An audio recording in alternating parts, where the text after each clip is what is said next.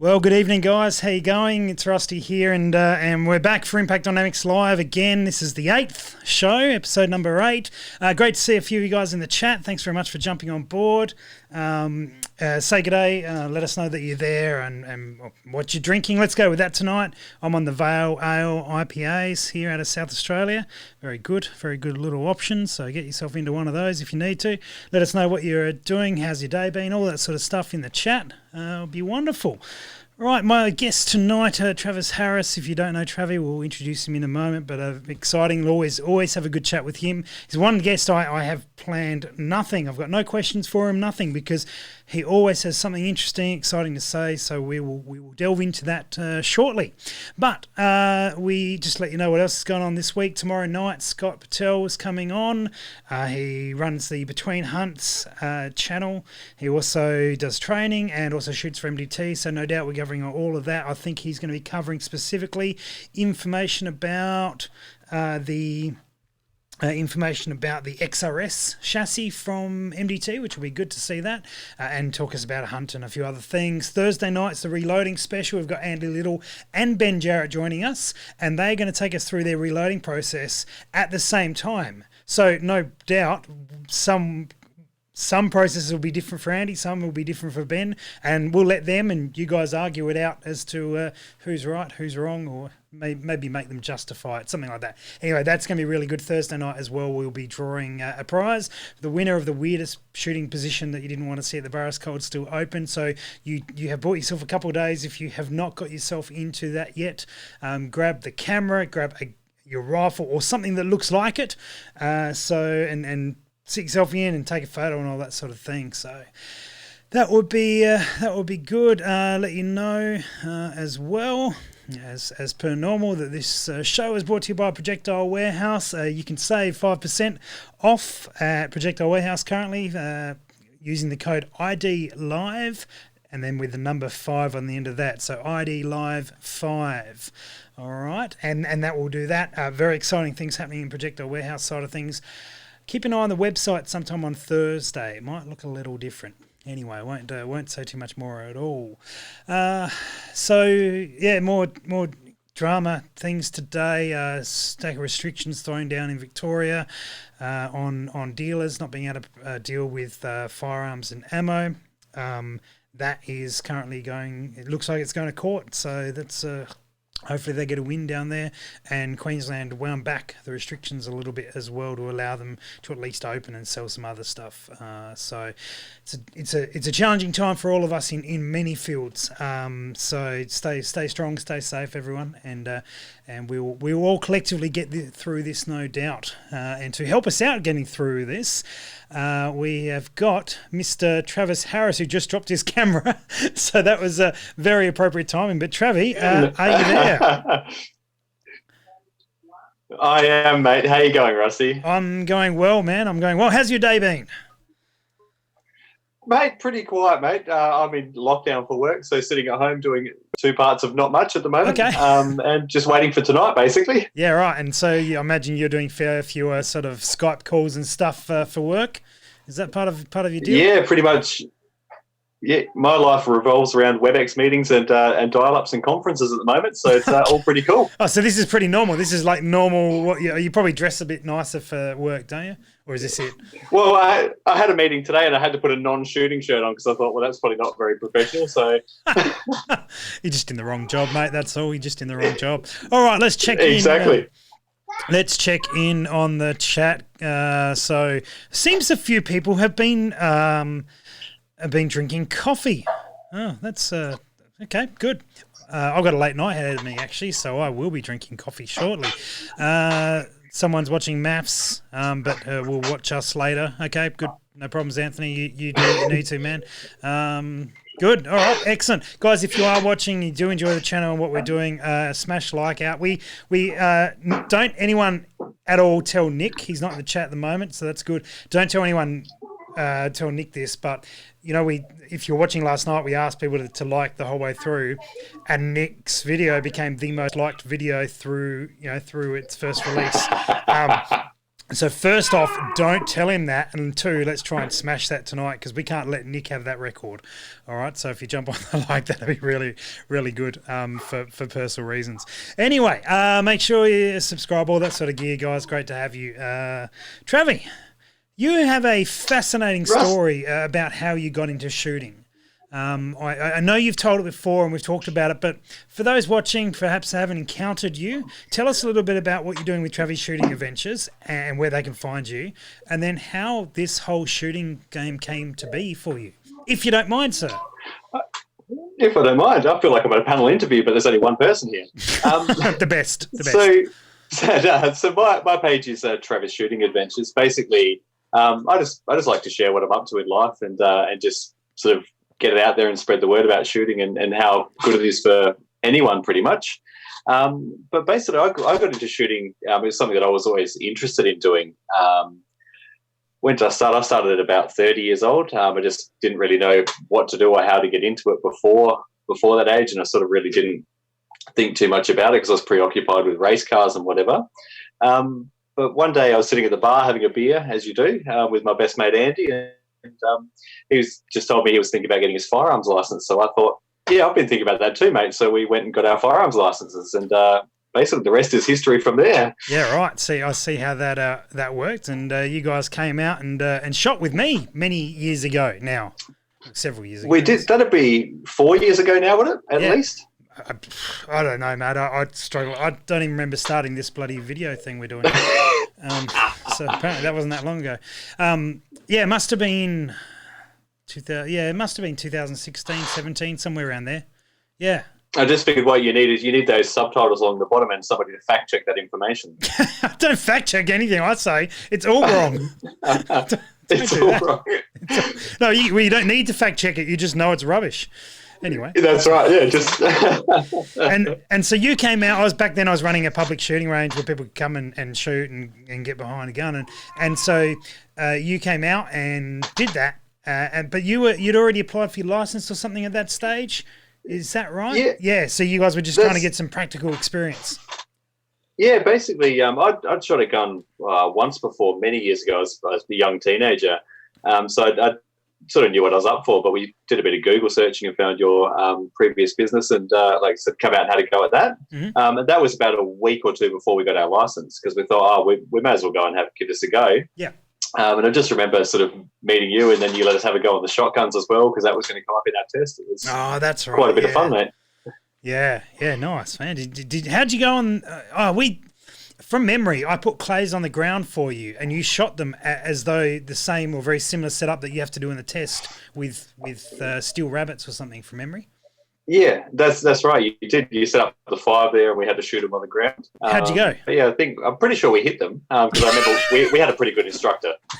Oh yeah, who was working with me that day?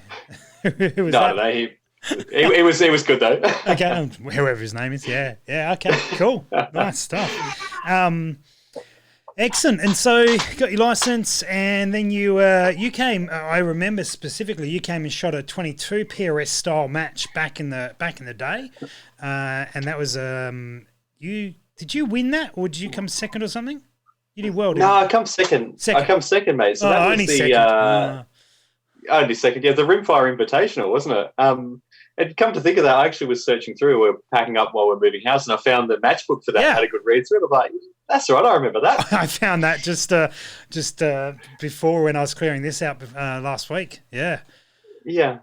No, that was good. That was my first real introduction to shooting as we know it these days, really, isn't it? Yep. The PRS style and or precision rifle series style, I suppose. So yeah, it was good. Yeah, fantastic, mate. And then you I remember you hung around the next day and said, "Oh yeah, I'll help out," and you would not have known how long that would have lasted for because you were just going to help out for a day, and within about 10 minutes, I had you running stages by yourself.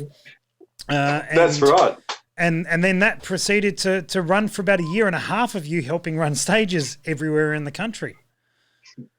Yeah, it certainly did, mate. I'm always happy to go camping and spend a night in the swag, and I thought, well, we're going up to shoot this match, and it was a good opportunity to see some other guys shoot on the Sunday. You had the likes of Goldie with his Vortex Razor on his rimfire. That was pretty exciting at the time. But yeah, it was a good chance to sort of get involved and just meet some new people. I don't mind hanging out with people I don't know and just getting amongst it. But like you said, that sort of started off a good season and a half of the RO side or stage officer side of things for me, and just being around firearms and the sport in general. So.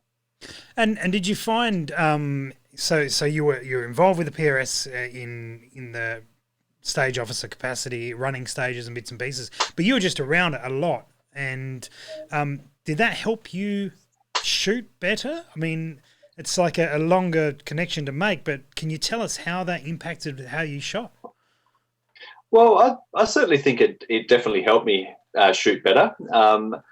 As I mentioned earlier, I didn't start shooting until I was 30. I hadn't been on a farm. I didn't grow up around guns or anything like that. I just sort of just picked it up, and it was something I wanted to do.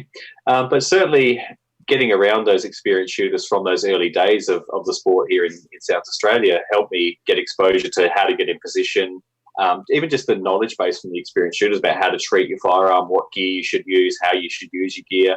And you just pick up so much from just watching people.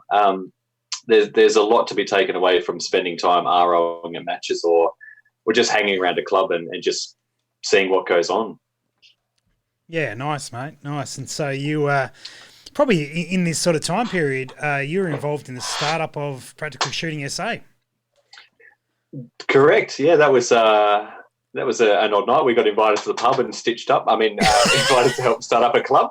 But again, that was something that I had a bit of experience with clubs in my past life in motorsport, and I had a bit of an idea on how things worked. And obviously, yeah, the guys around me saw some qualities that thought I could bring enough to the club and help get this up and running. And I said it's certainly something that's good to give back to our community and be involved in. I think it's another side of the sport. It's another side of what we need to keep this thing growing in Australia. Absolutely, and yeah, it's people like you, Travie, who sort of roll their sleeves up and just get stuff done. That are the reason clubs exist and things happen. So, yeah, well and truly, good on you. Good stuff, mate. I wanted to delve into your then transferring across to actually shooting some matches, and you had pretty much a full season with some disappointment at the end, but you pulled like you went full Andy Little at the end. But how was that, like your first PRS match? So you'd been around him a few times. Tell us take us through the lead up to it and then how it went down and how you're feeling through that whole process. Yeah, that's a very interesting question. So I went into the match as you just covered. I actually RO'd for pretty much most of the season. I think I missed 2 matches of the 2018 season. I RO'd all but those 2. Mm-hmm. And it was just like being around it, I sort of knew what to expect. I sort of knew how the days unfolded for a shooter and what was involved in it. Being an RO is still a long day as well. So you got that conditioning to spend sort of 8-10 hours at a range and being on your feet all day. But getting to my first match I was still nervous. I was really nervous about sort of actually getting out there, and because a lot of people sort of saw me around the traps and saw me around ROing, I thought, geez, all these people are going to be watching me have a go now. It was kind of a bit interesting being on that side of the fence.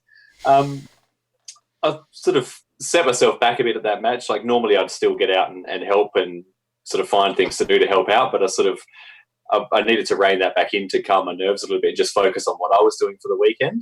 But no, it was, I think it was the same as every other first time PRS shoot. I was pretty nervous. Yeah. Yeah, pretty. But you shot really well. So I mean, it can't have been too bad. Was there any where did you find in the lead up? Where did you find you put your focus and your time into to get that result? What was the most? I guess what was the most significant payoff of time spent in the lead up to it? That's a very good question. So in the lead up to that, I pretty much spent every opportunity I could at the club shooting. As I said, I hadn't had a lot of experience behind firearms, so there was no real magic to what I did. I just spent time I think I was still doing load development at that point in time, actually.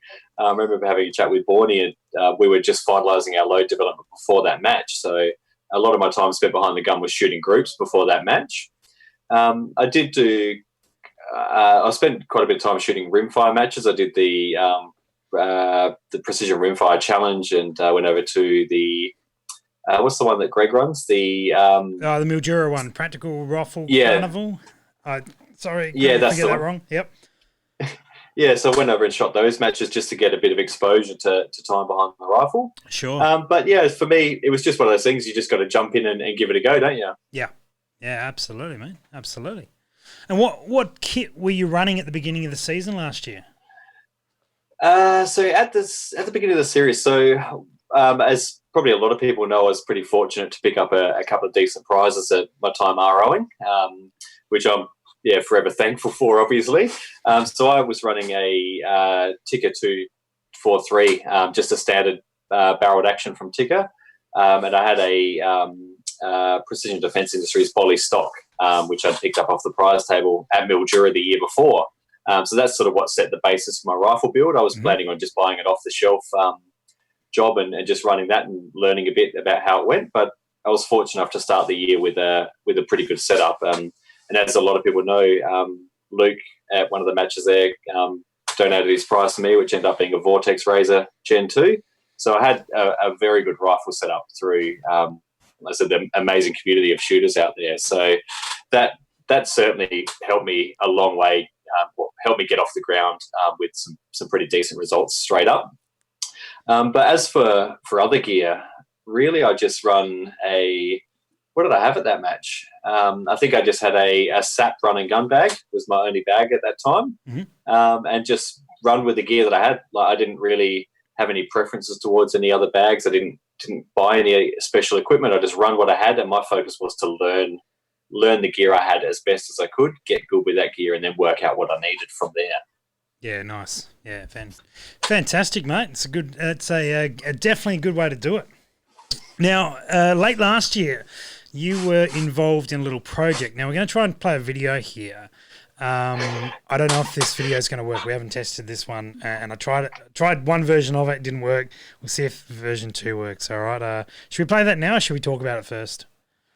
Which is this the latest video project? Or? No. This is September last year. This is a box to 1,000. September. The box. Let's see if it's going to work.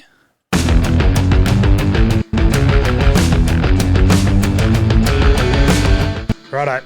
It seems audio only is going to work on that one. We're going to fix that up, but that's the box to 1,000 video, which I think we have talked about with a couple of guys. But I wanted to get your piece, your take on it, because did I ring you up about it, message you something, and what did you think about this mad idea of grabbing a gun, grabbing a scope, putting it straight on the gun, and then first to hit 1,000 meters keeps the scope? I thought that was a brilliant idea. It's something that we'd never seen here before, is it? Like just a bit of fun, a bit of a lighter side to the shooting community. Just something to break up the seriousness. Yep. Sorry, mate, you broke up there. No, I was just saying you got the it was not overly serious. Correct. Correct. or was it? No, it wasn't. No, it wasn't. No, that was a cool project. So it was just something to let your hair down and just have a bit of fun, and it was a pretty cool sort of test of people's ability as well, I think. And from what I remember of a lot of the comments on the post, that a lot of people took away that that'd be something fun to try on their farms, or just something to just have a go amongst your mates, and it was a really cool concept. Yeah, no, so it was good fun, and what did you find most challenging about that process? What did I find most challenging? Apart from hitting the target, Travie. Apart from hitting the target, I'd never shot at 1,000 before. I think I was even confused in the video. I said 100 meters. I never shot at 100 before because I was that scared. Yeah. I don't think there's anything overly challenging about it. It's just that's the first time I'd sort of filmed anything live and sort of filmed a bit of a video. So just letting go and just being yourself and having a bit of fun. But don't worry about the cameras that are filming you. that was the only thing for me that sort of stood out as something I had to be mindful of. Just relaxing. Yeah, nice, mate. Now, does it make you nervous when I tell you that video has gone to over 1.1 million people on Facebook? Jesus, 1.1. That's huge, isn't it? Yeah, absolutely it's massive. Massive. That's the world. That's the world we live in now. Yeah, it went up to, I don't know, 700, 800 or something like that, and then went pretty quiet, which it does, and then everyone hit isolation, and everyone's looking for everything to watch. So everyone is watching that video apparently, or at least another 300 and something thousand people have watched it. So that was nice work. That was an interesting one. So it's funny. I had planned to get this other one done and ready, which is almost there, but I thought, okay, we're going to go into some sort of lockdown. Things are going to go quiet, and we'll be good to go. Hence the reason we started this show. And so we started the show, and I thought, yeah, cool, I'll do this each night, and then I'll spend a couple of hours editing and stuff throughout the evening. I've just been packing orders and ordering projectiles and receiving stock and writing a new website, and it's just been it's been full on. So we'll get to that. I've not even opened the project since we basically went down to lockdown. I opened it once, I think, did a bit of work on it, and that was about it. So anyway, it was the way. Now let's just check out if there's a few questions here for you, man. Okay. There are a few. I don't know if these questions are related to you. Here we go. Well, I'm going to throw them to you. I think they were thrown to Nick, but I'm going to throw to you as well. Do you shampoo or use soap to wash your beard? Good question. I use shampoo to wash my beard, and I use beard oil. So I get out of the shower and oil it up with beard oil. Is that why it looks so nice and charming? Yeah. Well, because I'm in a corporate job, I've got to keep it a bit shapely and a bit looked after. So. Okay. And do you brush it or comb it or blow dry it?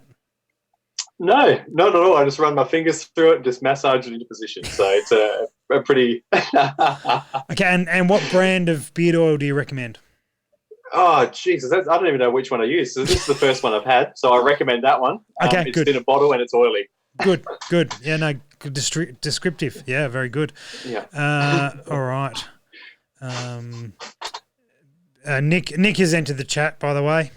Sorry to report. Downhill. Everyone start liking the video because Nick's now watching and monitoring likes. Anyway, so back onto when you started in Imperial. Sorry, we jumped around a little bit, but there's a question related to that. Knowing what you know now, what equipment would you have taken to your first match in relating to bags, bipods, other bits and pieces? Are you pretty similar gear now, or tell us a story?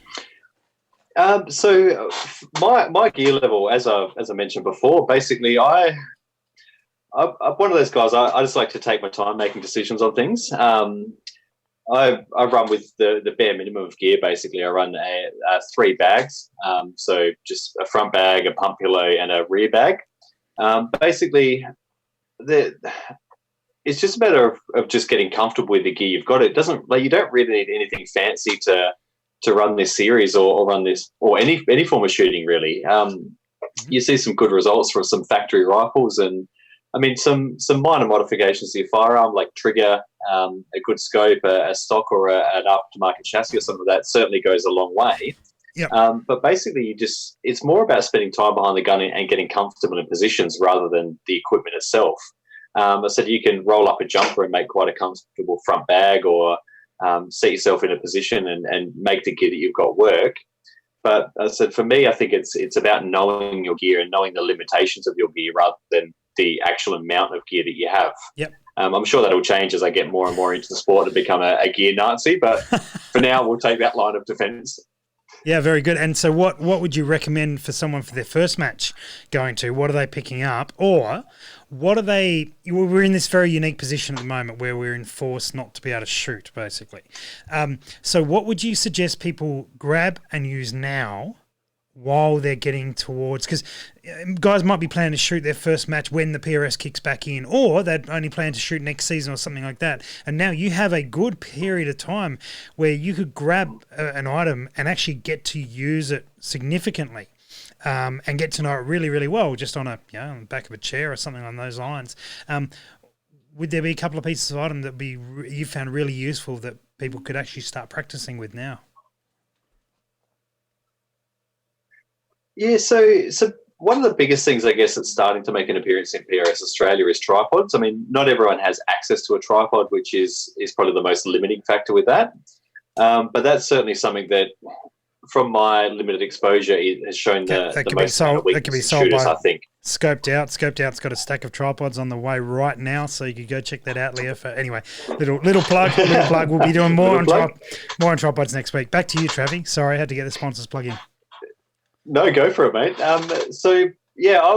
What I would recommend is just to get the gear that you plan on running in the season. So if you've got, say, 3 or 4 different bags, it might be a good opportunity to try and practice with all those different bags, and then reduce your numbers down to a couple of bags, so you're not over practicing with the wrong equipment. And like I said, it's just about sort of practicing in really difficult positions. So get yourself on something really unstable and find out how you can sort of use that bag to maximize the stability of your rifle, as opposed to, I don't know. It's kind of hard to answer that question, really, isn't it? There's so many things you can practice while you've got the time. Yeah, absolutely. The options are endless, aren't they? They're really. You could practice all sorts of things. But yeah, I mean, I guess I'm looking at what you would be doing, and you've been a new shooter and you've started matches, and okay, very good. So one of the biggest things I practice. So I live in a small suburban block, just literally a tiny suburban block, and one of the things that I practiced was trigger control. So what I would do is set my rifle up on just something pretty similar to the PRS skill stage barricade, just a piece of 90 by 45 timber. So set my rifle up on that with the front bag and just rest my gun on it and squeeze the trigger and watch how much I move on the trigger, or how much the reticle jumps when I pull the trigger, just to make sure that my gun was in a stable position. So just general dry fire practice, but from unstable positions. So I said, getting to know what you can get away with your body, or what dimensions on barricades you can sort of fit into, to actually keep that gun stable. So adjusting your height, practicing kneeling positions, squatting positions, high kneel, low kneel, sitting on the floor, whatever it might be. Yeah, absolutely. Very, very good. Excellent. There might be a few things might be a few things coming to help with some of those things, some competitions and stuff with that stuff in mind to make the most of this time currently. So, yeah, that'll be good. All right, I got a question here from the Bearded Gunsmith. No idea. No, please delete. Delete. Next one. Hit like. Explain your case prep / reloading process. Are you still rocking the beam scales? No, I've retired the beam scales. They've done their service. So my reloading process is pretty. I'm not tainted by years of experience, which is good. So my reloading process is as simple as TCAP. I was just neck sizing. So with my 243, I had a collet die, and I would just bump the neck back. Mm-hmm. I wasn't. I chamfer and deburr when I got the new cases or whatever. Throw them in the ultrasonic cleaner, primers, powder, reload them. Simple as that. There was nothing, no neck turning, no nothing fancy. I wasn't even doing flash holes, primer pocket, uniforming, or anything like that in my first season. So, pretty basic farm stuff, mate.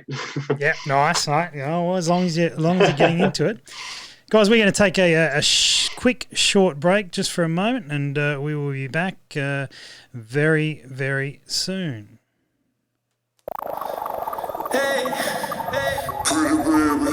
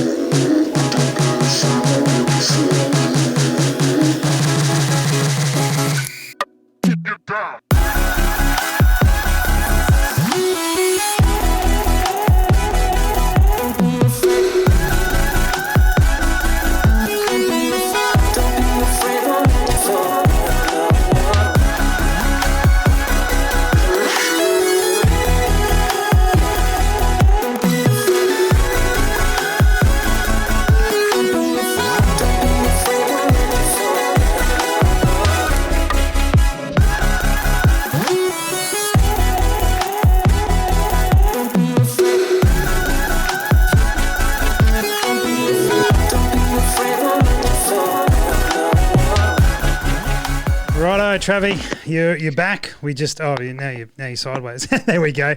That's good. Hey, is that better? Yeah. Look, he's all sorts of challenges we're finding here.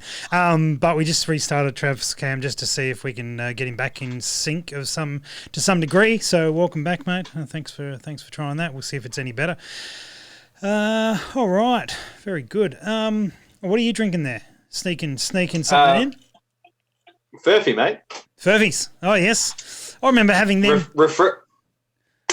Refreshing ale. Refreshing. Do you feel refreshed?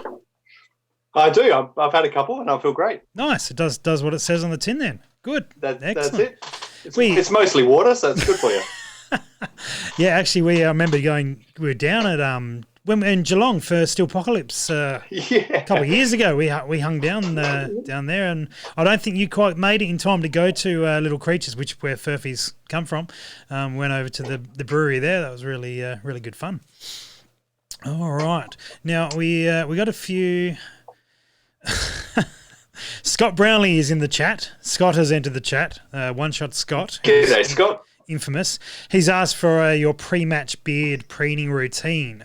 But I don't want you to answer, Trav, because we can't give all the secrets away, mate. I know how much that means to you. I don't want to compromise your performance. So sorry, Scott. We discuss almost everything on this channel, but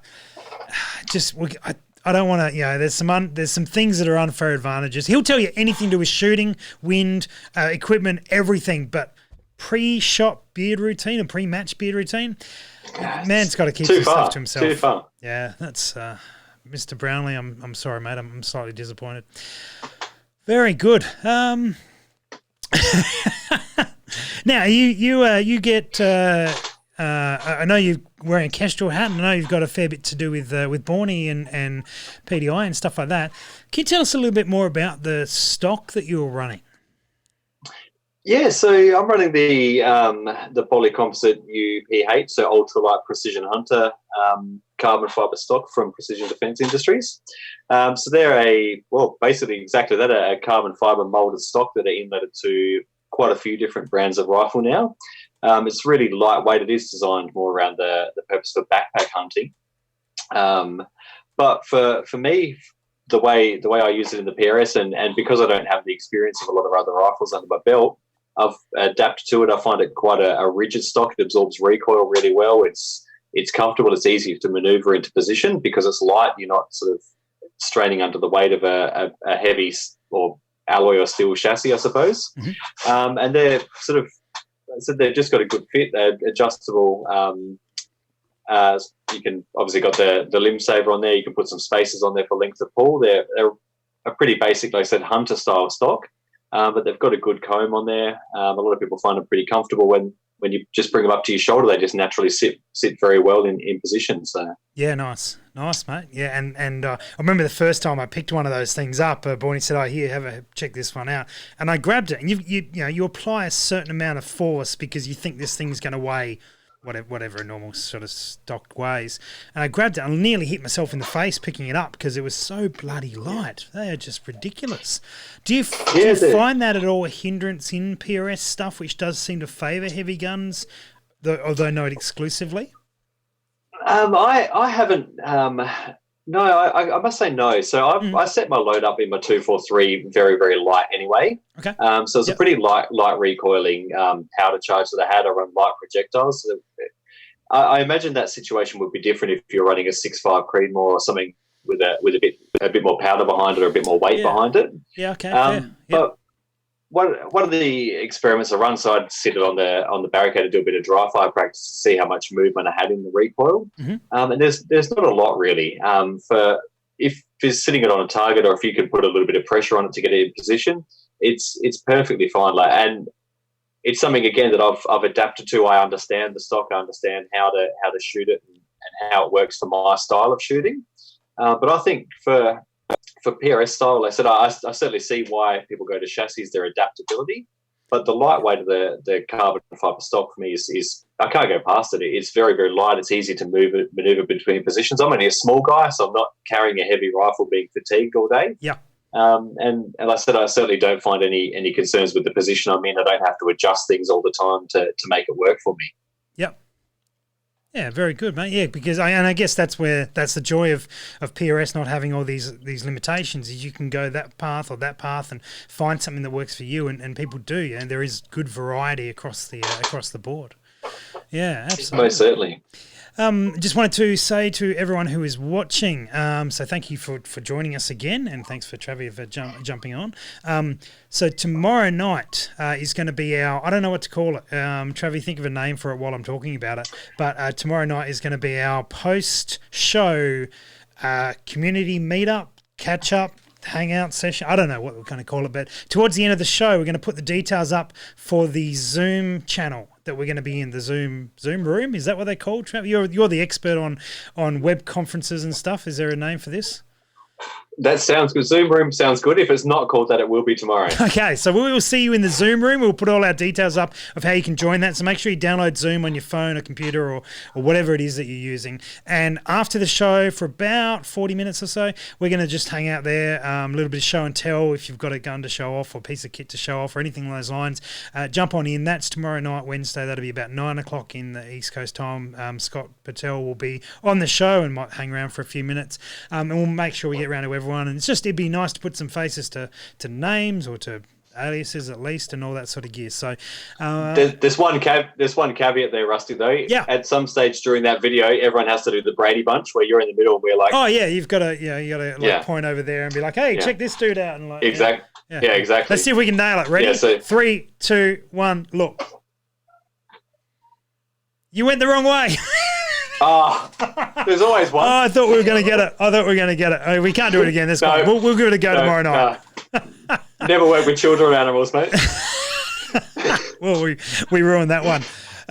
Very good. So anyway, that's what's coming up tomorrow night. So we'd love for a few people to join us. If we can get 10 people in the room, that'd be awesome to chat, and we'll try and facilitate it so we're not all talking at the same time. But it'd be nice and relaxed and just to be hanging out with each other and seeing each other, because many of us who know each other from the comps we're missing it all, and there's plenty of new people around. It's a really good way to do it. So we look forward to that. If it goes well, we might do it again. Travie, are you going to join us? Are you going to be around at all? For sure, mate. For sure. Awesome. That would be wonderful. All right. Very good. Let's jump in. Actually, Jay Orange, otherwise known as the Pope Orange, he asks a good question back relating to the stock. How's the balance of the rifle with the carbon fibre stock while sat on a barricade? How do you find that? Yeah, so at this stage, I run the, as I mentioned, at my Tikka 243 barrel action is just a standard 20-inch barrel, so just a factory option. Mm-hmm. At this point in time, it is a little bit back heavy because I run the Vortex Razor on there, so it's got a little bit of extra weight in the back. Obviously, at the moment, I've burnt that barrel out and I'm about to send it off to Precision Defence Industries to be turned into a 6XC.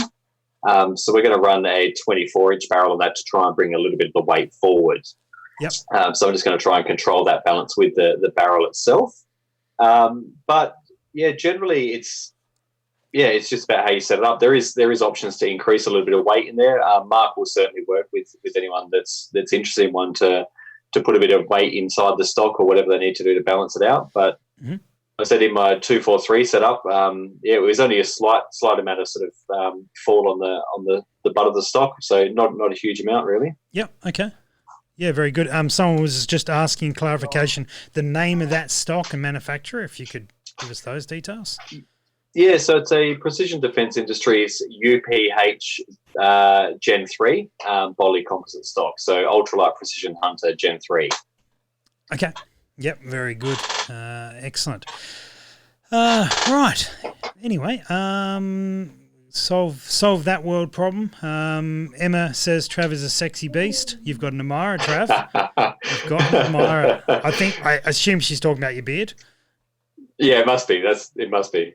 It is pretty dark in here, isn't it? It is pretty dark. It is pretty dark, mate. Very good. And so we have. Let's swing ourselves back around to the club. because we're both on the committee of our practical shooting club. We start off with 8 people, and it has grown significantly. How have you found? Massive. Yeah, how have you found your involvement with that, and what's it been like? And you're a real sort of like to know what people are up to and make sure they're okay and that sort of thing. How have you found that position with the club? No, the club's been brilliant. It's something new and exciting to the world of firearms, and in South Australia in particular. I think a lot of people are excited to come to our club and shoot out. Everyone thinks 500 metres is pretty easy to shoot at, but when you put some barricades in the way and all that sort of stuff, it certainly makes it a lot of fun for people. It's a great social environment. I think the comps we shoot, the crowd that we've got at the club, everyone's happy to have a bit of a banter during a match and just sort of just chat to each other. It's really just more of a social weekend away rather than anything else. And we do a bit of shooting in amongst that as well. We do, yeah, and we certainly spend a few nights around the campfire when we can. That's probably, I mean, the shooting is definitely good, but that's one of the things that I also miss a lot. And particularly through summer, I do miss the campfire. But we still hang out in the room and have a couple of beverages and talk about things and life and stuff. Yeah, that's something you just don't see at most other clubs. Even like just because what we do is so relaxed, like you get a lot of free time during the day. It's not like you're sitting at your gun all day rattling off rounds because A, it gets too expensive, B, you wear your equipment out. So like I said, you just really just spend that time hanging out with each other. And like you said, in that winter time, we will quite often every couple of months have a bonfire and just get guys to roll up the swags and just relax and enjoy their time. It's what more could you want, really? Yeah, right. And you've had plenty of experience with clubs, haven't you? You've done a lot in the car racing scene. What did take us through a little bit of that? Not too much, but a little bit, because I'm sure some of the guys watching are into cars and would be curious what you did. Yeah, so my background is in motorsport. Well, I'm a panel beater by trade, and my background's in motorsport. I started in the car scene with my boss at the time. We built a rally car, and then I sort of bought my own rally car and built that and spent too much money on that. I did a bit of navigating. I did a bit of driving at carnicrosses and rally sprints and the likes of entry-level motorsport. And then I got involved in helping run hill climbs, tarmac hill climbs and doing results and setting up the events. And then I did a bit of work in gravel rally as well. So I was safety officer for a couple of the state rounds of gravel rally. Second Valley Forest South Australian Rally Championship, for example. Just generally around the club scene there. So I was around committee meetings for the car club I was with at the time, and obviously around the organisational committees of the more major events that we were running throughout that series. So the big question for you, Travie, and you shoot a few PRS matches and get all involved with it. Which one's more expensive, car racing or shooting? Car racing is more expensive. Shooting is way more affordable. It sounds really odd, but it certainly is. Yeah. Even with an expensive gun and plenty of ammo, it's I mean, I don't know much about car racing, but I can't imagine a crash is cheap.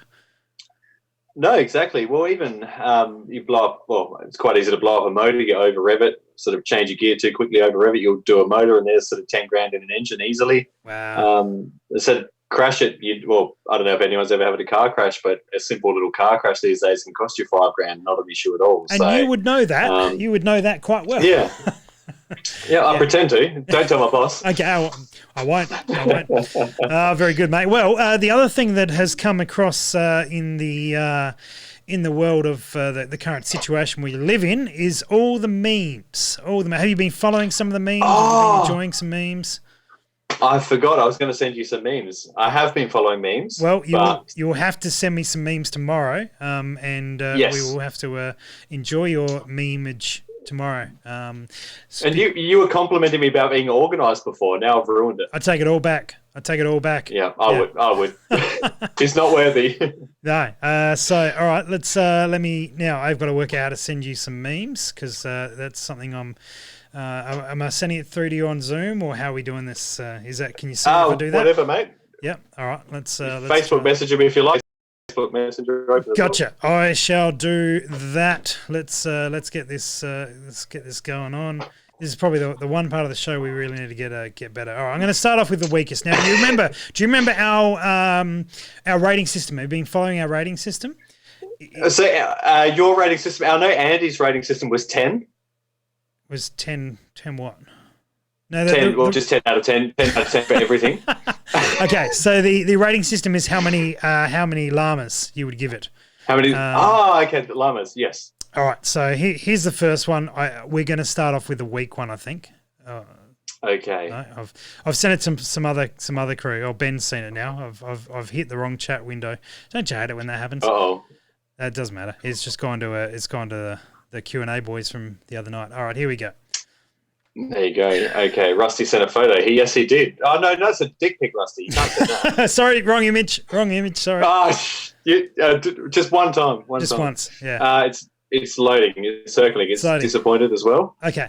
You might as well go ahead and pronounce the L in salmon. Nothing else matters anymore. Well, nothing matters anymore. I was just going with a Metallica reference. Right, I need your verdict, mate. I'm sorry to pressure you. I'm trying to understand it. You might as well go ahead and pronounce the L in salmon. Okay, I get it now. Yeah. I get it. Yes. Okay, so how many llamas? I'm going to give that 4 llamas because it took me a while. Okay, I honestly I think that's generous. I think that's quite a large amount of llamas. Too many llamas? Andrew Little has no. You can put however many llamas you want, mate. You are rating these ones. Andrew Little has only because llama starts with L, so I didn't want to exclude that population. Okay. So would you call it the armor? So 4 armors for this one. Yeah, 4 armors, yeah. Yeah, so you don't pronounce the L. Good. Andrew Little has rated this 9.82 llamas. Nick has rated it as 2.5 armors because he thinks it's weak. Fair enough. All right, we're going to get into one of the school ones. I know you're probably homeschooling the kids currently. I suspect so. I am, mate. Yeah. I am. Well, they're homeschooling me, mate. They're teaching me heaps at the moment. All right, so here we go with our next one. This is related. Actually, both are next. I did choose some family-orientated homeschool type ones for you. I just ruined the internet. No, he broke everything. All right. Well, yeah, I broke everything. What's this one? It's sent to you on Facebook. Here we go. Yeah, and I just backed out of that program. So here we go. We're getting there. All right, my 8-year-old, just yelled, "Oh no, the toilet's smoking!" Oh, you've got to see this one to understand. I know. Have you seen it, or is it loading? Well, everyone else can see it. It's loading. All right, you sit there and wait for it to load. Everyone else. I will, yeah. Everyone else. Just give me a minute, guys. Carry on with what you're doing. Everyone else, I want to see how many llamas you rate this one out of 10. Out of 10. I think this is a. I'm gonna go 3 plus 1 for effort. Okay. 3 plus 1 for effort? Yeah, 3. I don't think it's a great meme, but I appreciate the effort that's gone into it. So bonus point, bonus llama for the thing. All right. Send me the next one. I'll come back to that one because it's still loading. So. Wow. Oh, all right. The next one did make me giggle. Nick has rated that as 8 toilet llamas. 8 toilet llamas. Yeah. Okay, so there's a bit of disparity between the numbers there. Yeah, that's right. Well, Nick hasn't got a very good choice. Yeah. See, everyone's saying creative and stuff like that. Like the effort is there. I'll give you that. The effort is there. I don't know. Just didn't love it. I did like this one though. Yeah. Here we go. Have I ever sent you this one? Come on, why is this not working? I don't know, man. Maybe because you live in the sticks somewhere and not near anyone. Well, anyway. I'm currently living in a tent, so. Oh, okay, good. That might be part of it. All right. Day 7 of homeschool biology, testing whether or not chloroform has a smell.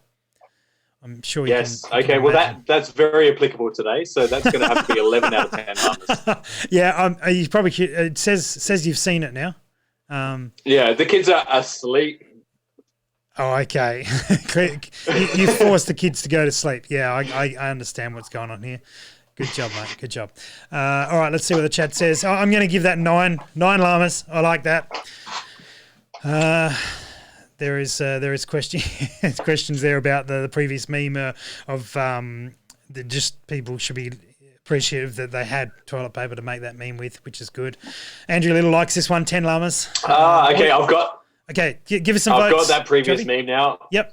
Okay, so the previous meme is going to have to be, I reckon, 7 out of 10 llamas because somebody's taken some time to think that through. Yeah, see, that's why I gave it the plus one. Clearly wasting valuable goods at the moment. So minus points for using things inappropriately. Okay. Exactly. Yeah, it's just a gross misrepresentation of current commodities. So. Great. And so onto the third one. What's your rating? Onto the third one. The score. No. I give that 8. The third one. What did I give it? 8 llamas? 7 or 8? I don't know. You gave the one before 7. Yeah. No, I gave the first one 4, the second one 7, and the third one 8 was what it was. 8. Okay, 8. I it said, was. Yes. I said 10. Sorry, it was 11. It was 11. We just lost it all. It was 11. I hit like. Let's beat Nick. Hit like. And so Nick has said the 9 passed out llamas. 10. Andrew has given it 10101010101010 llamas.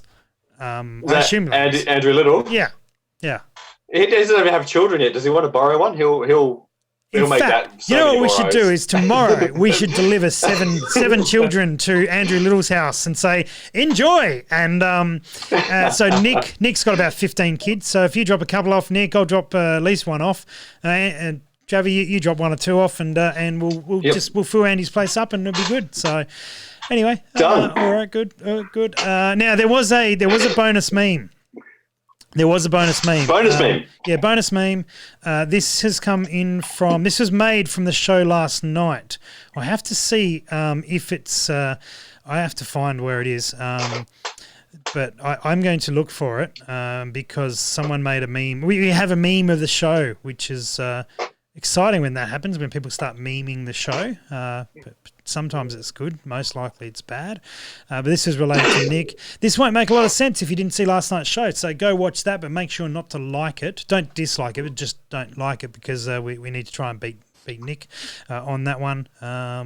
Let's. Or if you already liked it, remove your like. No, don't do that. No. Stay liked. We'll just get this one more. I wasn't planning on showing this one, but then I'm being harassed that I need to show it. So we would do that. We do respond to harassment on this show, sometimes aggressively and usually just for a giggle.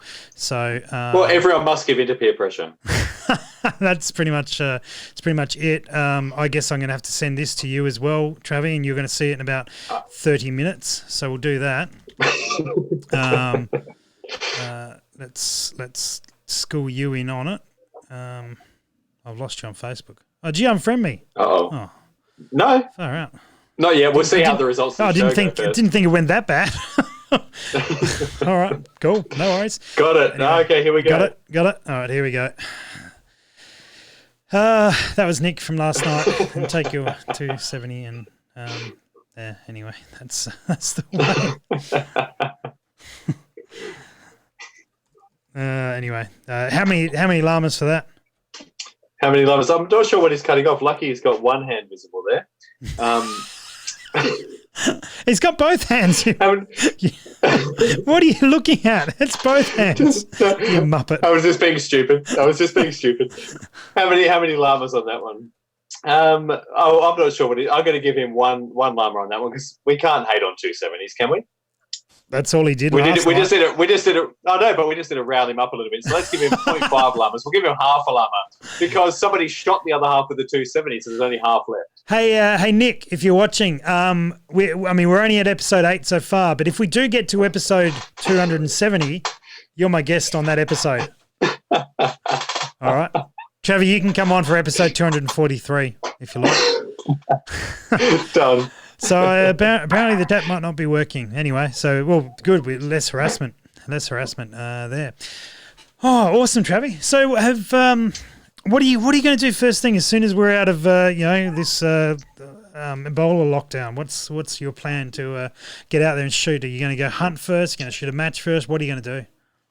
Well, probably what I'm going to do is send my gun back to the gunsmith and replace the worn-out trigger from all the dry fire practice. Good.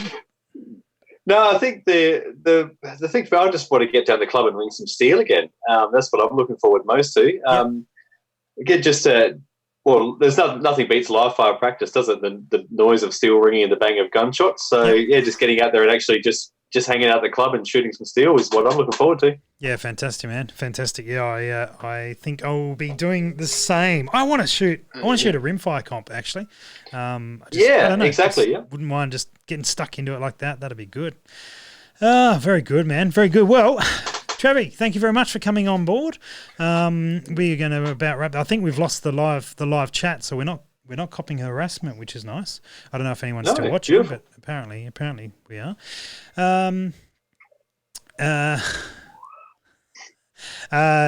Miff rates the meme 270 llamas. Well played. Which is mint. All right, very good. Now, Travie, we will see you back sometime. Are you around Sunday night? Can you join us for the Q&A show?